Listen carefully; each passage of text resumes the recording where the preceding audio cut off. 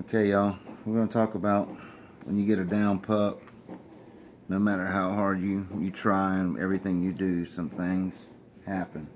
This pup's starting to get dehydrated, and she's not really drinking or eating on her own. She hasn't since yesterday morning. So I've been pumping Pedialyte to her, Enfamil, and Pepto-Bismol a little bit. She has a new virus that's come out, and they don't know what's going on with it, but I'm going to treat it just like it's anything else, like it's parvo or anything else. It just lasts a lot longer. This is parvo. If you can whip it in a few days, you can whip it. This is something that lasts 6 days. She's on her 3rd day of it.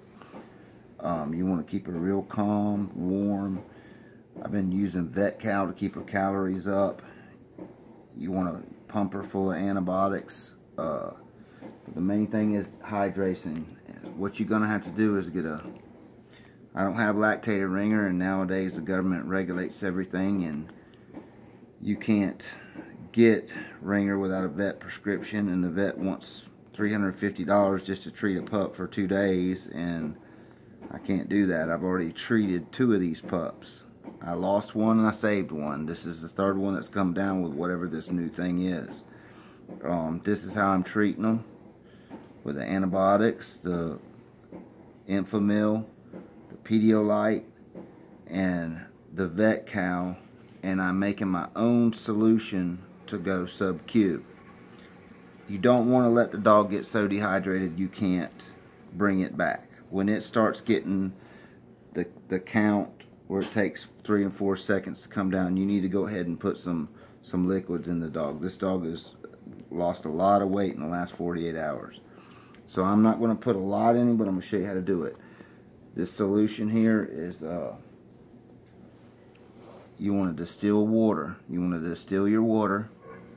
It means boil it for at least 10 minutes, I do. For 1 liter, you want to add about a teaspoon of salt and about a teaspoon of baking soda. I don't use as much as what that calls for. I use less because I don't like adding all the salt and the baking soda. I just want to get the dog hydrated. You're going to have to go in between the shoulder blades here, go in between the skin, and just slowly inject. And it'll make a bubble. Don't worry about the bubble. It'll absorb. And the key is you want to get enough fluids in the dog where it's worth your while. What I do is I pick up the skin a little bit, massage it in, and just kind of relax the dog.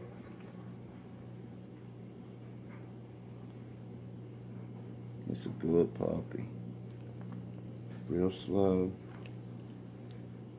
You want to watch that needle now. Don't let that dog jerk up and poke a lung or anything.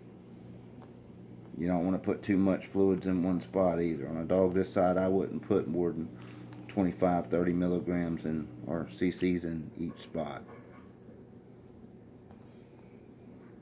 Yeah, it's okay.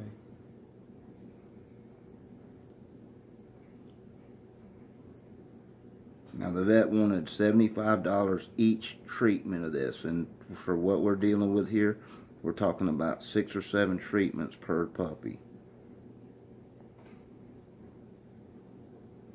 Just kind of barely lightly rub it in.